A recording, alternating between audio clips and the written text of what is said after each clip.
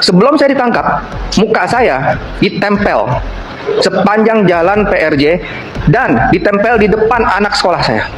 Sekolah anak saya. Bayangkan, di depan sekolah anak saya itu ditempel muka saya semua.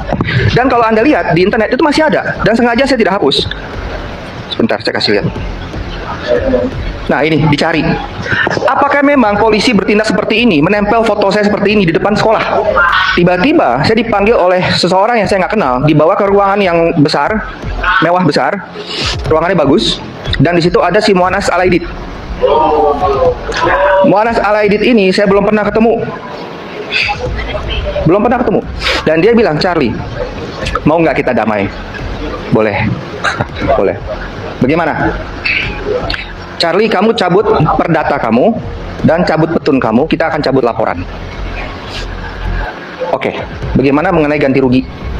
Tidak ada. Di Jakarta Kemayoran, tapi saya pernah 2 bulan di Banten dengan kesan-kesan yang tidak akan terlupakan di penjara Polda Banten. Saya di situ salah satunya, mungkin hanya satu, sebagai pemilik tanah yang dipenjarakan. Dan saya hanya bisa keluar apabila saya tangan kontrak atau perjanjian. Saya tidak akan menggugat dan melapor mereka. Dan saya tidak akan ganti rugi. Jadi 30.000 itu sudah sangat bagus. Karena hingga hari ini sertifikat saya harus diserahkan kepada polisi. Dan saya sama sekali tidak diganti apapun. Dan ini saya anggap sebagai pelajaran. Nah, lu lawan gua. Begitulah. Cerita ini sebenarnya perjuangan dari tahun 2014. Waktu itu ayah saya yang hampir masuk penjara. Ayah saya waktu itu sudah umur 75 dan waktu itu saya nggak begitu ngurusin ya. Tiba-tiba dia jadi tersangka. Tuduhan pemalsuan. Sangat aneh, kami pemilik sudah 35 tahun. Sertifikat hak milik. Tidak pernah ada masalah. Kok bisa tiba-tiba ada tuduhan pemalsuan? Dan bahkan pelapornya itu siapa? Pelapor itu cucu cicit dari pemilik pertama. Bayangkan, mereka sudah menjual tanahnya, masih bisa melapor. Saya nggak ngerti hukum itu. Nggak ngerti hukum Indonesia. Kemudian saya bilang, udah Bapak, sepertinya besok akan ditahan. Daripada begitu, udah ke Singapura aja, ke Australia, saya suruh dia kabur. Tapi itu memang jalan Tuhan. Karena ternyata di Australia dia baru tahu dia sakit kanker. Dan kalau dia tidak ke Australia, mungkin di sini tidak kerawat. Jadi saya sangat berterima kasih kepada Tuhan. Setelah dia meninggal, saya tidak pernah mempermasalahkan masalah ini. Saya diemin aja. Tanah sudah dijual sejak 2016, kami diam-diam aja. Saya tidak pernah mencari mereka, tidak pernah menuntut apapun. Namun tiba-tiba tahun 2019 kalau nggak salah, paman saya yang dekat sama Aguan, teman Aguan langsung dari kecil menghubungi saya, Charlie, ada kabar bagus nih. Oh ya, kenapa? Tanah kamu itu mau dibeli sama Aguan. Oh ya, bagus dong. Kita selesaikan saja. Terus saya ditelepon balik sama paman, sorry Charlie, tanah kamu itu katanya bermasalah. Bermasalah apa ya? Kita sudah 35 tahun nggak ada masalah. Katanya mereka hanya mau ganti rugi. Oh, ganti rugi. Saya teringat kejadian dulu waktu tahun 2014, saya memohon kepada paman saya, tolong bantu. Anda sebagai teman baiknya Aguan, tolong bicara kepada Aguan. Tapi waktu itu saya ditolak. Alasannya Aguan sudah beli dari orang lain. Sekarang saya berasa ketegangan itu lagi, karena saya disuruh berhadapan dengan Ali Hanafi lagi. Dan saya disuruh datang ke kantornya, di PIK 2. Maksud saya ini mungkin ada salah paham. Kenapa tanah saya bermasalah? Sebenarnya saya ingin klarifikasi. Ternyata karena saya tidak mau mendengar alasan-alasan atau dalil dari Pak Ali Hanafi, saya sore itu juga langsung diperintahkan kepada penyidik yang hadir di kantor PIK 2. Laporkan Charlie sore ini juga, apabila dia tidak mau menerima. Saya bilang, kok negara seperti ini ya? Pada saat itu saya nggak tahu itu penyidik, saya nggak tahu. Ternyata dibilangin sama paman saya, itu penyidik katanya. Ternyata baru saya tahu itu adalah penyidik Polda Metro yang tersangkakan papa saya juga. Betapa takutnya saya sangat takut. Karena meeting itu tidak kondusif, ya sudah, bilang udah selesai, saya keluar. Dan akhirnya benar saya dilaporkan karena tidak ada deal, saya dilaporkan atas penggelapan sertifikat hak milik. Pak penyidik, coba dipikirkan, ini sertifikat sudah 35 tahun atas nama ayah saya sendiri. Di mana penggelapannya? Kasih saya lihat bukti pengadilan atau bukti apapun pembatalan sertifikat itu. Tidak ada. Apa dasarnya Pak penyidik? Oh, ini ahli warisnya cucu cicitnya bilang nggak pernah menjual. Mereka berasa neneknya nggak pernah menjual. Bagaimana merasa nggak pernah menjual? Mereka tidak ada hak untuk melapor. Namun berhasil kami SP3-kan. Terima kasih kepada ada polisi juga yang baik ternyata, Pak Hengki Haryadi. Pak Hengki Haryadi tidak bisa diatur-atur oleh oligarki dan dia hentikan. Lega dong, dilapor kembali. Ada 3 laporan saya, 3 laporan polisi. Dilapor kembali di tempat yang sama, di Polda Metro juga. Saya tidak perlu bahas mengenai detail-detailnya, tapi intinya saya dituduh atas dalil-dalil yang tidak masuk akal. Dan penyidiknya hanya bilang, itu nanti di pengadilan. Nah, karena hal-hal tersebut, sempat stuck itu kasus sempat stuck, akhirnya pindahin ke Polda Banten. Di Polda Banten, kami menghadap ke Kapoldanya, Pak Kapolda. Ini kok saya bisa jadi tersangka ya? Gimana ini permasalahannya? Ini kami pemilik yang sah loh, belum ada pembatalan apapun. Sertifikat sudah 35 tahun. Bahkan ada putusan pengadilan yang menyatakan kami adalah pemilik yang sah. Anehnya, hingga saat ini tidak ada satupun putusan pengadilan yang mengalahkan kami. Tidak ada. Akhirnya kami disuruh untuk gelar perkara di Wasidik Mabes. Dan saya dengar hasilnya itu adalah karena saya menggugat Agung Sedayu, maka pidana itu harus menunggu hasil dari tuntutan perdata itu. Itu yang saya dengar. Tapi sampai hari ini hasil gelar perkara tidak pernah keluar. Tidak pernah ditandatangan. Dan saya tiba-tiba ditangkap malam-malam. Saya ditangkap. Loh, kok saya ditangkap sih? Ini 50 polisi. Sebelum saya ditangkap, muka saya ditempel sepanjang jalan PRJ dan ditempel di depan anak sekolah saya. Sekolah anak saya. Bayangkan, di depan sekolah anak saya itu ditempel muka saya semua. Dan kalau Anda lihat di internet itu masih ada dan sengaja saya tidak hapus.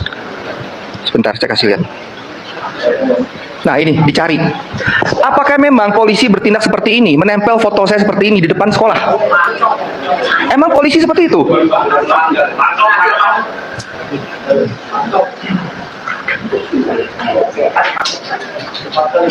Dan nama saya semua sebagai DPO disebarluaskan melalui sosial media.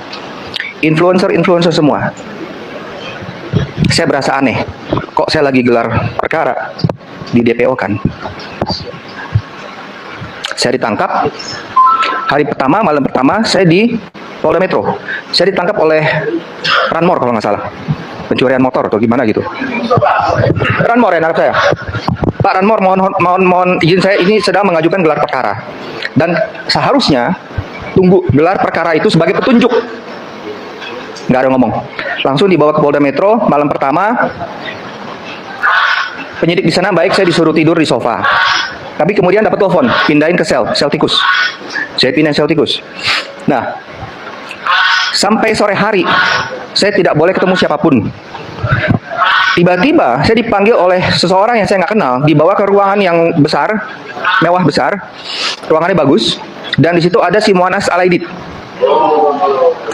Muanas Alaidit ini saya belum pernah ketemu. Dan dia bilang, Charlie, mau nggak kita damai? Boleh. Boleh. Bagaimana? Charlie, kamu cabut perdata kamu dan cabut petun kamu, kita akan cabut laporan. Oke. Bagaimana mengenai ganti rugi? Tidak ada. Tidak ada. Dan saya waktu itu, saya ngotot. Saya bilang nggak bisa, kita lanjut aja ke pengadilan. Tapi setelah saya lihat bagaimana caranya polisi ini bergerak, oknum-oknum ini sudah tidak bisa dilawan. Saya tidak mau 2-3 tahun di penjara karena hal-hal seperti ini. Akhirnya beberapa hari kemudian saya dipindah ke Polda Banten. Biarpun kami sudah memohon kepada Kapolda Banten, nggak ada harapan. Jadi saya pikir, saya pengadilan buat apa? Nggak bakal menang. Ya sudah, saya setuju. Akhirnya waktu itu pengacara saya yang tanda tangan perdamaian. Dan setelah saya keluar, katanya begini, Charlie, udah kamu yang penting keluar dulu, nanti udah keluar baru kita minta ganti rugi. oh ya sudahlah, saya udah di penjara, udah nggak bisa ngapa-ngapain lagi kan. Handphone aja nggak ada, mau ketemu orangnya susah. Akhirnya tanda tangan perjanjian perdamaian bahwa saya tidak akan menggugat lagi PT Mandiri Bangun Makmur, tidak akan melapor pidana, perdata dan lain-lain. Dan saya tidak menerima ganti rugi. Saya di sini hadir hari ini bukan masalah saya. Saya tidak pernah mempermasalahkan ganti rugi itu. Biarpun sejak papa saya meninggal sampai 2019 kita diemin aja. Dan saya hari ini bukan menuntut ganti rugi saya sendiri, tapi saya mau menceritakan kejadian saya. Karena ada yang bilang, Charlie, lu dikerjain karena lu keturunan Chinese kali. Loh, yang lawan gue ini Chinese. Gitu. Tapi saya melihat oknum-oknum BPN, polisi yang merampas sesama saudara muslim, itu sangat menyedihkan. Saya bilang ke istri saya, kita pemilik tanah 35 tahun. Kita udah bayar pajak 35 tahun loh. Kita sudah menggunakan itu loh. Tiba-tiba BPN membatalkan kepemilikan saya. Dikeluarkan itu surat. BPN membatalkan sertifikat hak milik tanpa pengadilan. Saya sudah menghadap ke Pak Hadi Cahyanto, Menteri BPR pada saat itu. Saya sudah menghadap ke Raja Juli. Apa yang terjadi? 2 bulan kemudian keluar sertifikat atas nama PT MBM. Wah, ini udah susah ini. Ya sudah, saya tidak permasalahkan lagi.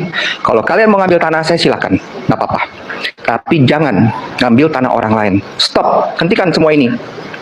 Dan saya sangat bersyukur kemarin Bos Aguan masuk ke dalam Tempo karena dia menyatakan semua dia ganti untung. Ingat kan? Dia ganti untung. Saya lihat ini sebagai peluang juga. Sebagai peluang, kalau memang benar Pak Aguan tahu ada mafia-mafia ini, ya jangan melanjutkan, hentikan semua ini. Mari undang pemilik datang ke kantor PIK 2 untuk menerima ganti untung itu. Jangan sampai masuk ke pengadilan. Ini bisa selesai dengan baik-baik. Ini menurut saya sih ya. Sorry kalau lawyer kan maunya berantem terus.